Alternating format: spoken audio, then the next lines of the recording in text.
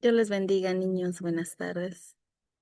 El día de hoy vamos a estudiar acerca de la ley de nuestro Dios, la ley de los 10 mandamientos, la cual, pues, como todos sabemos, ¿verdad?, que existe desde antes de la fundación del mundo.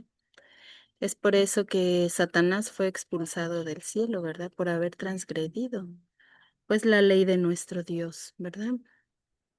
Asimismo, sabemos que Adán y Eva también pecaron, ¿verdad? También transgredieron esta ley. Y pues debido a esto, pues fueron desechados del jardín del Edén. También podemos ver, hermanitos, que después de que Adán y Eva pecaron, el grande amor de nuestro Dios, ¿verdad? No podía estar separado de sus hijos, aun cuando ellos pecaron, ¿verdad? Él les dio una prenda de su amor, que fue que los vistió con pieles de un corderito, ¿verdad? El cual ellos tuvieron que sacrificar, ¿verdad? Porque sabemos que la paga del pecado es la muerte.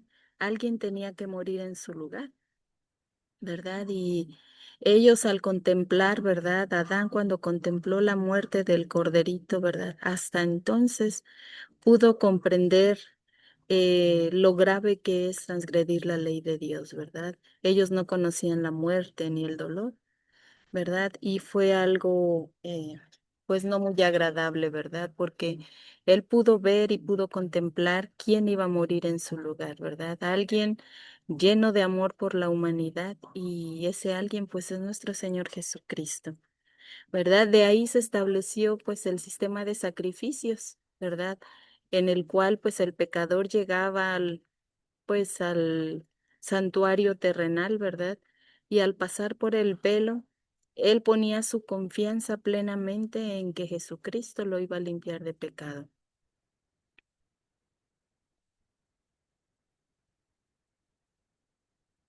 La ley nos da una vislumbre del mismo parecer de Dios, una visión del fundamento de su gobierno. Así como Dios es perfecto, la ley es perfecta. Así como Dios es eterno, los principios de la ley son eternos. Como Dios es inmutable, la ley también lo es. Esto tiene que ser un transunto del carácter de Dios. No puede ser cambiada a menos que se realice un cambio correspondiente en Dios. Pero Dios no puede cambiar, es el mismo ayer, hoy y por los siglos. Nuestro Dios no es como el hombre. El hombre puede decir una cosa hoy y mañana se arrepiente, ¿verdad? Nuestro Dios no.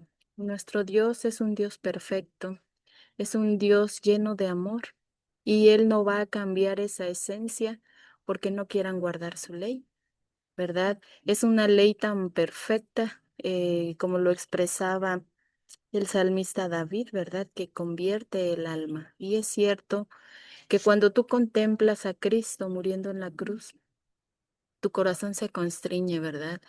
Y entra un profundo agradecimiento por ese sacrificio.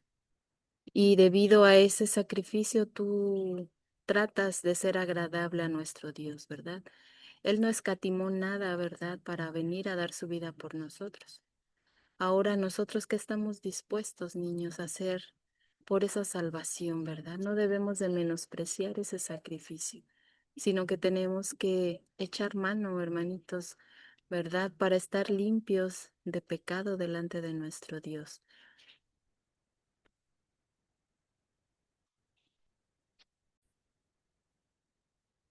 Numerosas son en la Biblia las referencias al deleite que los santos de Dios han hallado al mirar la perfecta ley de libertad. Lejos de serles una tarea, han considerado un placer al contemplar las cosas profundas de Dios. Y lo podemos ver en el Salmo 119, ¿verdad? Cómo lo expresa David. Oh, cuánto amo yo tu ley, todo el día es ella mi meditación, ¿verdad?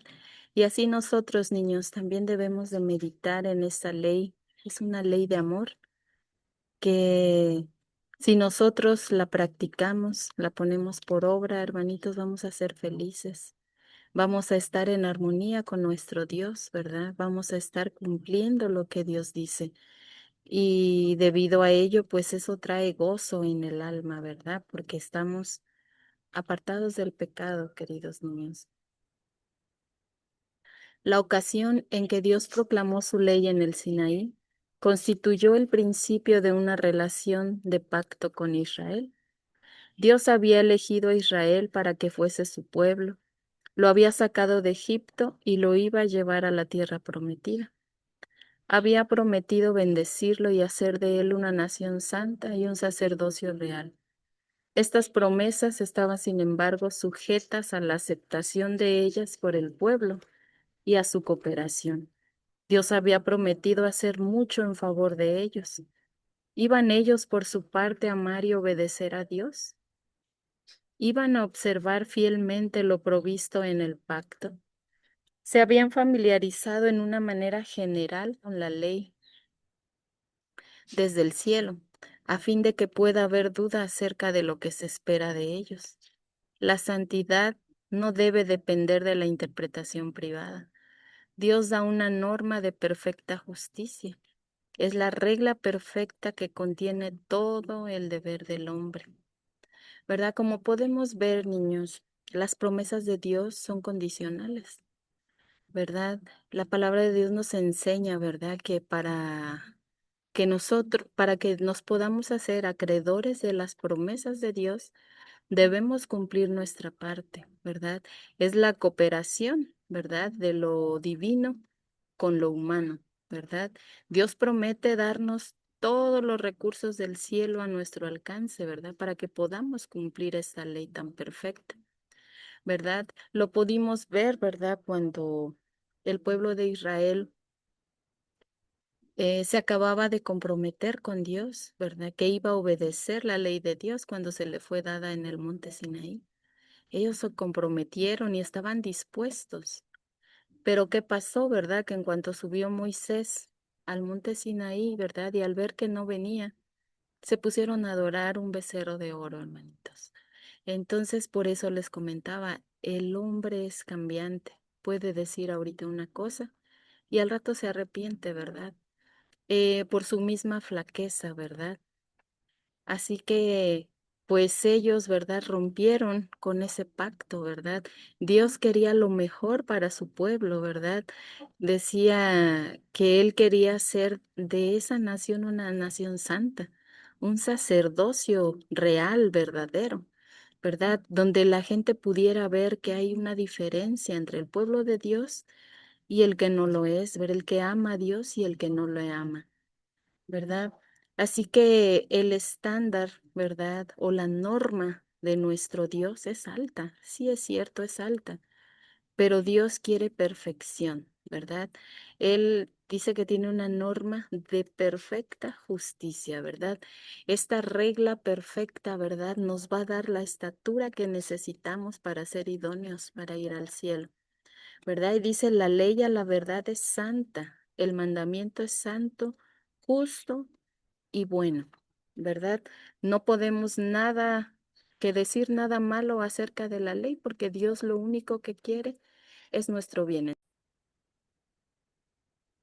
Después de que Dios les dio los 10 mandamientos en el monte Sinaí, Él las escribió en 2 tablas de piedra y se las dio a Moisés con la instrucción, las pondrás en el arca, ubicada en el lugar santísimo del santuario terrenal, donde ningún ojo mortal, excepto el del sumo sacerdote, podía mirarla, y solamente un día en el año, cuando él entraba para esparcir la sangre del macho cabrío por Jehová, delante del propiciatorio para expiar la quebrantada ley que estaba dentro del arca. La paga del pecado es la muerte, y la quebrantada ley demandaba la muerte de todo pecador. En el servicio típico, la sangre era esparcida sobre la ley para mostrar así la fe en la sangre de Cristo, la cual liberaría la justicia que demandaba la vida del pecador. Sabemos, ¿verdad?, que la ley no nos salva, pero sí nos muestra nuestros pecados, ¿verdad?, de los cuales tenemos que proceder al arrepentimiento.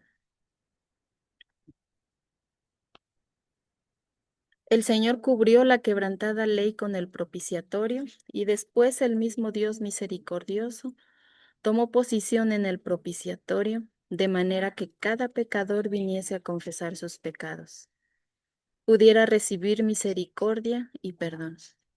Ese propiciatorio con la nube de gloria, la representación visible de la presencia de Dios y sus querubines protectores, es una figura o sombra del trono del gran Dios, que proclama su nombre como siendo misericordioso y clemente es Jehová, lento para la ira y grande en misericordia.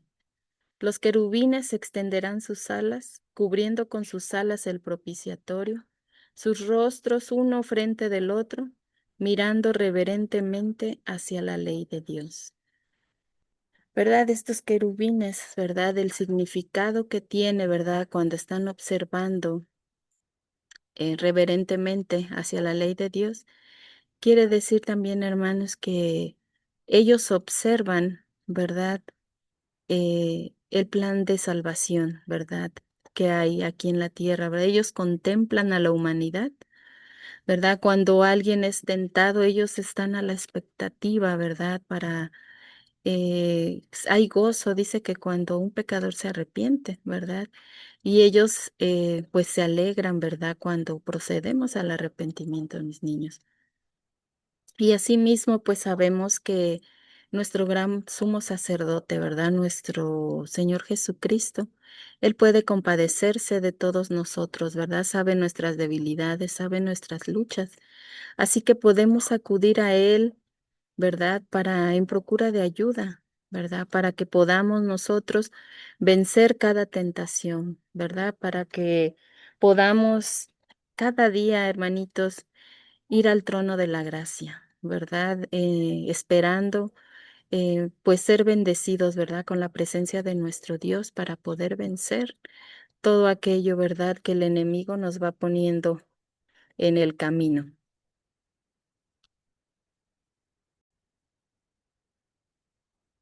El objeto más sagrado del Santísimo era el arca, dentro de la cual estaban las tablas de piedra, sobre las cuales Dios había escrito con su propio dedo los 10 mandamientos, la ley de vida, los oráculos de Dios. Fue el pecado contra la ley de Dios lo que puso en movimiento todo el ritual del templo. Esta ley era el centro en derredor del cual giraba todo el servicio, la base y la razón de todo el ritual. Sin la ley, el servicio del templo pues no tendría significado, ¿verdad? Porque pues ahora sí que todo aquel que pecaba, ¿verdad? Pues tenía que ir a ofrecer su sacrificio, ¿verdad? Y sabemos que esta ley era lo más sagrado, es lo más sagrado, ¿verdad? ¿Por qué? Porque lo escribió Dios con su propio dedo, ¿verdad? Y él dio indicaciones que se pusiera dentro del arca, ¿verdad? A diferencia de la ley ceremonial, ¿verdad? Que le dio indicación, esa no la escribió Dios, ¿verdad? La escribió Moisés, claro, inspirado por Dios, pero esa está colocada a un lado del arca, ¿verdad? Su ley, ¿verdad? Su ley la puso, los 10 mandamientos van dentro del arca, ¿verdad? Por eso todo gira en derredor de ella. ¿Por qué? Porque fue esa ley la que se transgredió, ¿verdad? Y sabemos que el pecado nos separa de nuestro Dios. El amado Juan tuvo una visión del templo de Dios en el cielo. En este templo vio la ley de Dios, el arca de su testamento. La ley es central aún en el cielo, a tal punto que el templo es llamado el templo del tabernáculo del testimonio, ¿verdad? No dice el templo del incienso o de la sangre, ni siquiera del arca, ¿verdad? Es el templo de la ley de nuestro Dios, ¿verdad? Dios la ha engrandecido, ¿verdad? Y aún en el cielo. Los mandamientos se dividen en 2 secciones. La primera, que abarca los primeros 4 mandamientos, define el deber del hombre hacia Dios, y la otra sección define el deber del hombre hacia sus semejantes. Cristo reconoció esta división cuando declaró que los 2 grandes principios de la ley son el amor hacia Dios y el amor hacia el prójimo. ¿Verdad? Sabemos que esta preciosa ley, ¿verdad? Los primeros 4 mandamientos Es nuestra relación directa con el Padre, ¿verdad?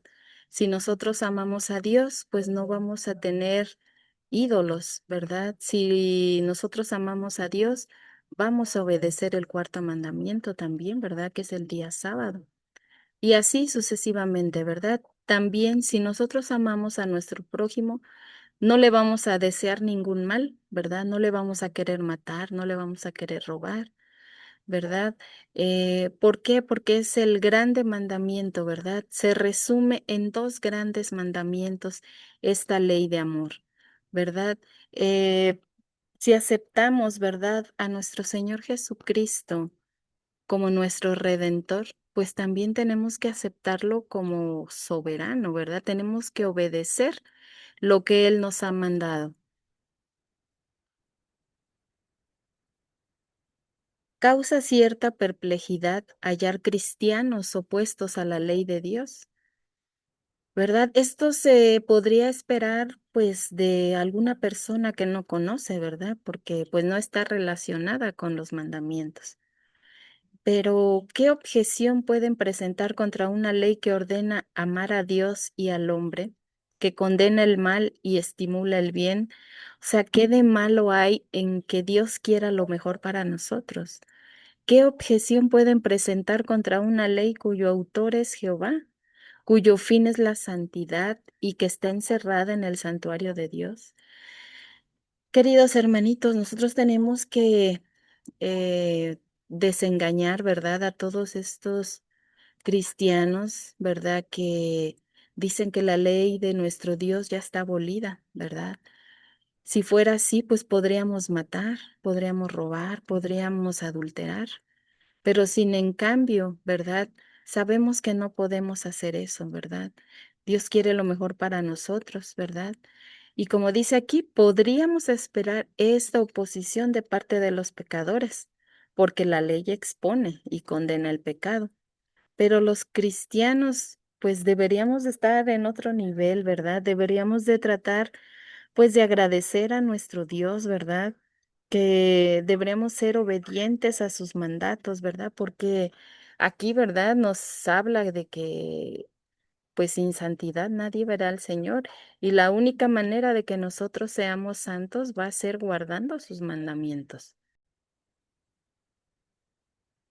Así como la ley en general es el fundamento del gobierno, la ley de Dios es el fundamento del gobierno de Dios. 10 declaraciones claras y concisas proclaman todo el deber del hombre. Es una constitución completa, concisa, perfecta. Nada puede añadírsele ni sustraérsele. La ley, emblema de seguridad, estabilidad, fidelidad, uniformidad, igualdad. La ausencia de ley significa el caos con sus males acompañantes. Estos mandamientos Dios en su sabia previsión vio que eran necesarios para que el hombre viviera, para que los hombres viviesen juntos y fuese posible la sociedad humana. Y la experiencia de los hombres ha confirmado que la sabiduría de Dios, demostrando que la obediencia a la ley de Dios es necesaria para la existencia. ¿Verdad? Sabemos que en su inmensa sabiduría, ¿verdad? Dios diseñó, ¿verdad?, esta ley en la cual pues Él tiene el único propósito de que nosotros seamos salvos, pero no en la transgresión ni en el pecado, ni en maldad, sino que debemos de abandonar el pecado, ¿verdad? Para que podamos nosotros emblanquecer nuestras vestiduras, ¿verdad? Con la sangre del Cordero. ¿Verdad? El pecado tiene que ser abandonado, tiene que ser odiado, aborrecido, ¿verdad? Para poder ser desechado, ¿verdad? Y a cambio, pues aceptar la justicia de Cristo, ¿verdad? Que esto es por medio de la fe. Y de esta manera, pues está cooperando lo divino, ¿verdad? Con lo humano. Nosotros tenemos gran parte, ¿verdad?, que hacer también, hermano. Las guerras son una ilustración categórica de lo insensato que es rechazar los mandamientos de Dios. No solo son mutilados y muertos millones de seres humanos, Se acumularon inmensas deudas y llegó a ser inminente el desastre general, sino que muchos se convencieron definitivamente de que una continuación de las guerras significaría el fin de la civilización y de la vida nacional. El mandamiento no matarás no es un decreto arbitrario, sino unas de las leyes de la vida.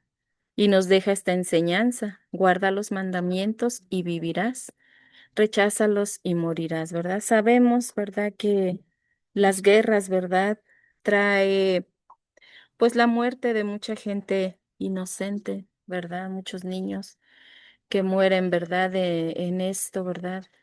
Pero pues sabemos, ¿verdad?, que todo esto es plan del enemigo, ¿verdad? Él sabe que se le ha terminado su tiempo, sabe que está perdido, ¿verdad? Y lo único que quiere es pues que nos perdamos juntamente con Él, ¿verdad?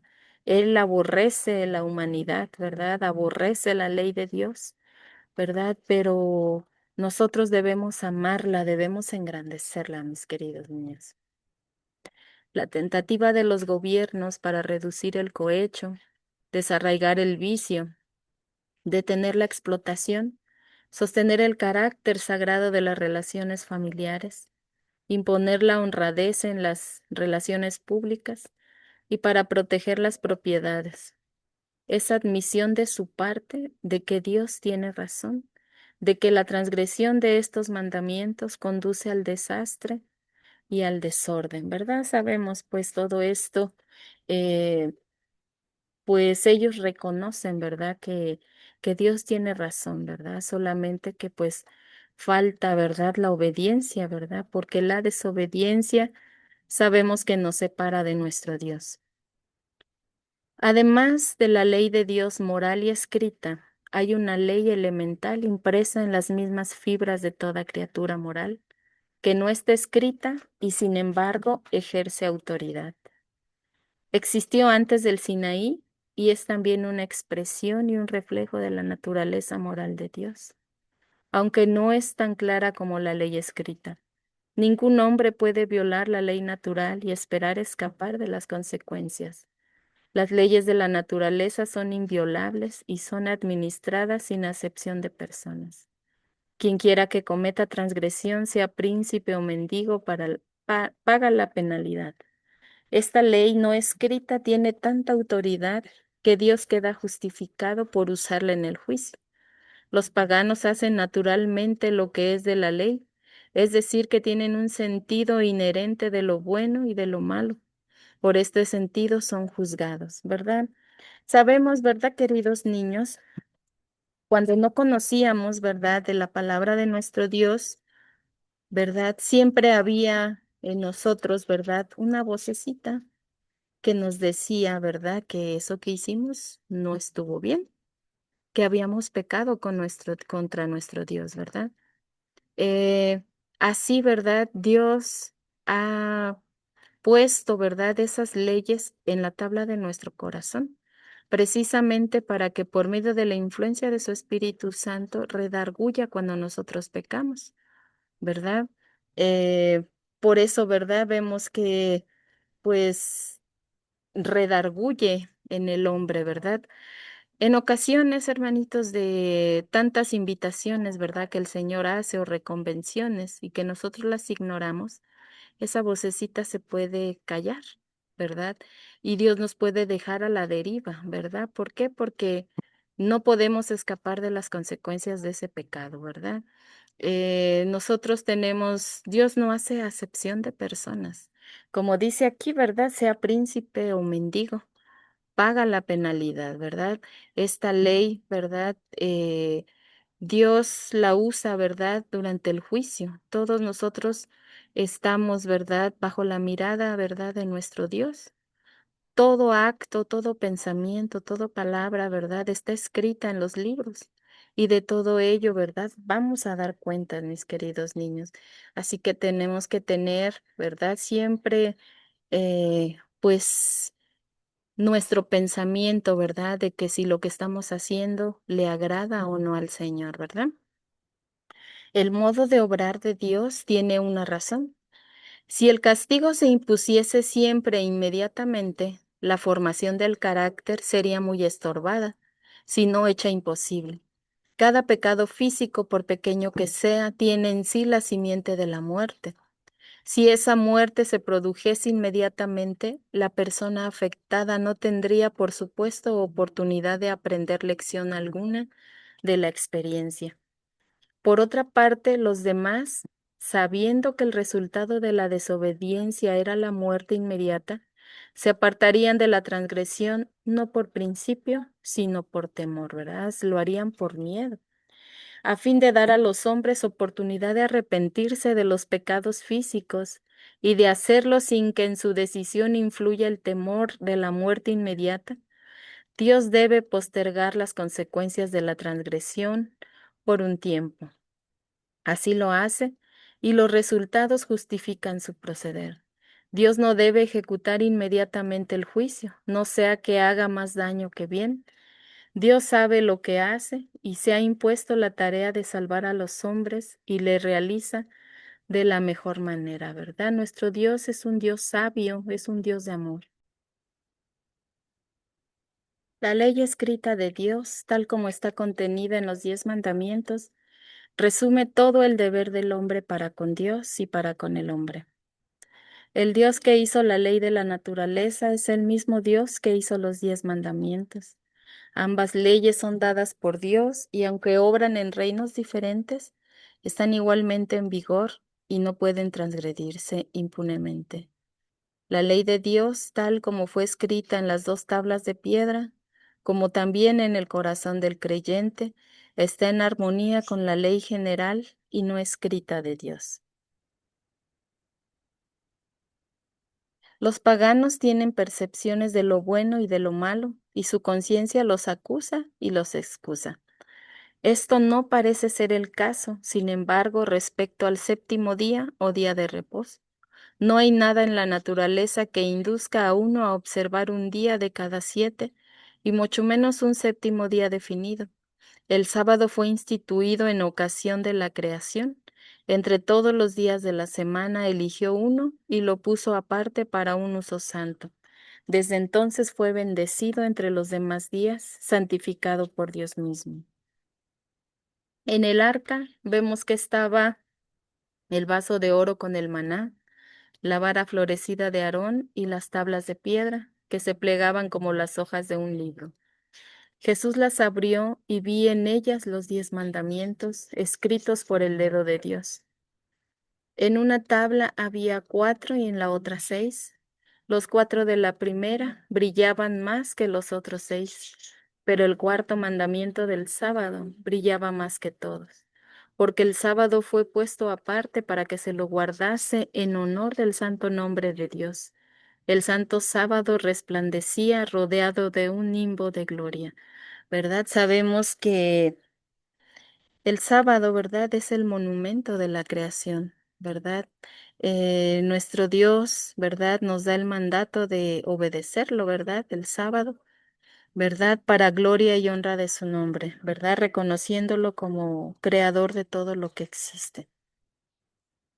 Mientras perduren los cielos y la tierra, los principios sagrados de la ley de Dios permanecerán. Su justicia, como los montes de Dios, continuará cual una fuente de bendición que envía arroyos para refrescar la tierra, ¿verdad? Hermosas palabras, ¿verdad? Dios nos bendiga, queridos niños, y que podamos exaltar, ¿verdad? Esta ley tan gloriosa, hermanitos, que nos llevará y nos conducirá hacia la patria celestial. Dios nos bendiga